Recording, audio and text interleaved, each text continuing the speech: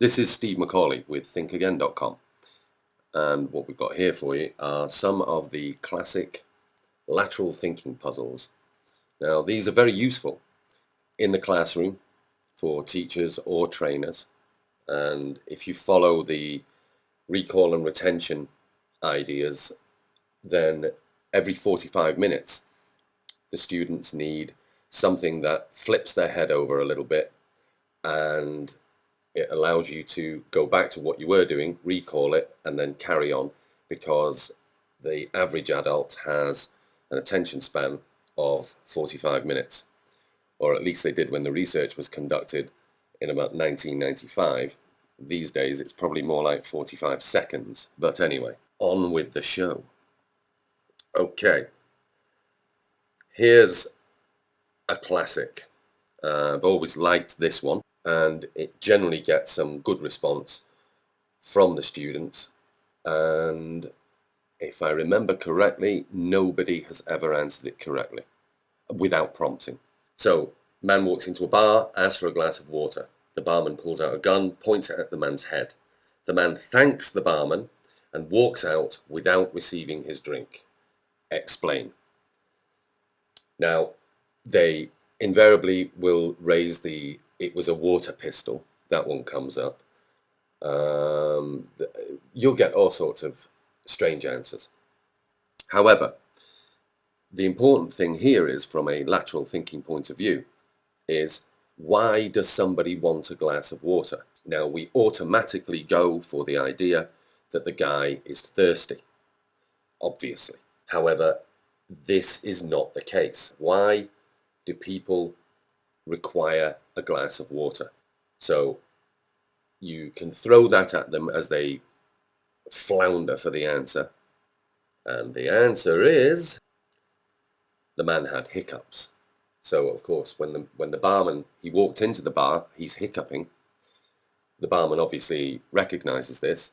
He asks him for a glass of water, but the barman pulls out a gun and shocks him, and the shock removes the hiccups. So that's always a nice one, and invariably gets a oh. So nice one to use. Okay, the next one. A man parks his car outside the hotel and realizes that he's bankrupt. Explain. This comes up with all sorts of things as well. You know, it's his hotel and the guys are there to foreclose on him and all sorts of things like this. And again, they will automatically go for the idea that it is a real hotel and a real car. However, the answer is, it's Monopoly. And this one as well generally goes down quite well. Now, a lot of these lateral thinking puzzles, I find them to be a little bit too off the wall, but all of the ones I'm going to show you here are, they're fairly good, they're fairly realistic, and they're extremely useful in seminars and in classes. So let's have a look. The old matchstick tricks. These are worth knowing as well, for if you're ever at conventions and things like that. They're always pull out a box of matches and throw out a few little tricks. It always amuses a few people who are, by 3 hours into the convention, bored to tears. Okay, you rearrange 2 matches and make 7 squares. This one's a real good brain teaser, because most people will mess about with this one for a good while. And the answer is, there you have it. So that's another one for you to use. Next up, what do we have? Now I love this one.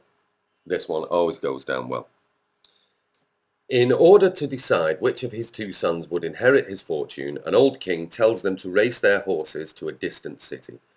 The son whose horse arrives last will win.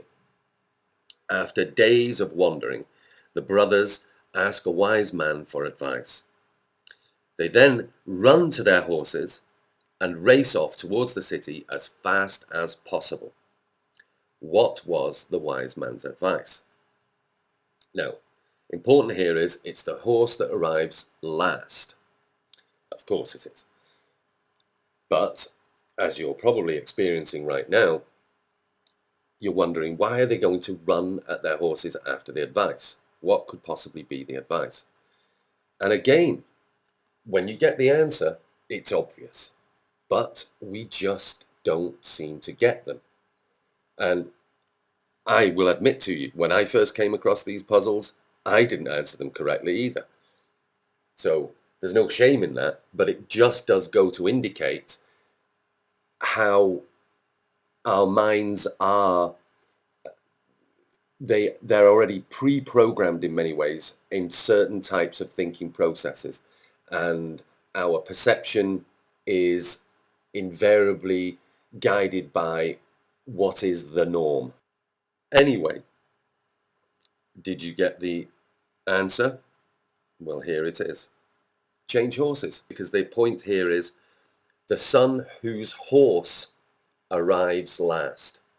So if the other son rides his horse, then if he gets there first, then of course his horse arrives last.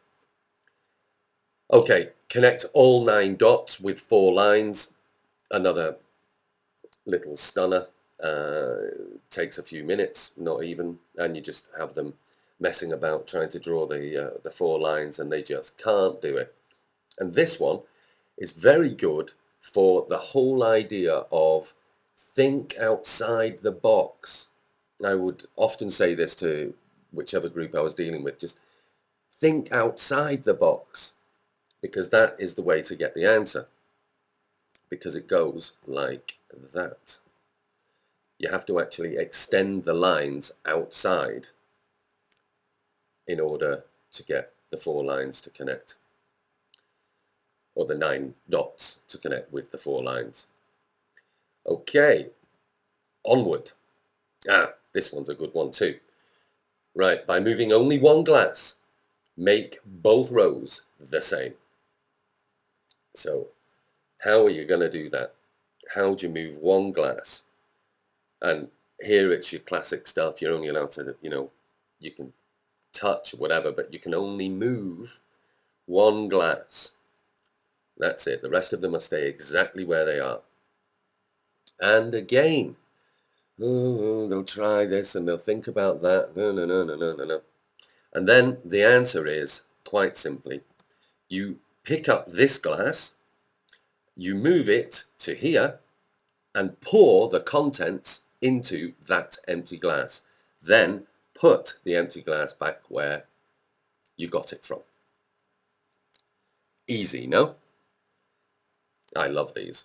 And they really do get your students, it shakes their brain up a lot. You'll get lots of, oh, yeah, ah. And this is actually what you want, because for 45 minutes or for however long you've rambled on, they've gradually got a little bit tired of the sound of your voice and the point that you're making, the exercises that they're doing. Their brain has been working on the same thing, and they need to have it shaken up and have different whatever chemicals and endorphins and all that kind of malarkey flowing around their head in order to refresh them for yet another 45 minutes.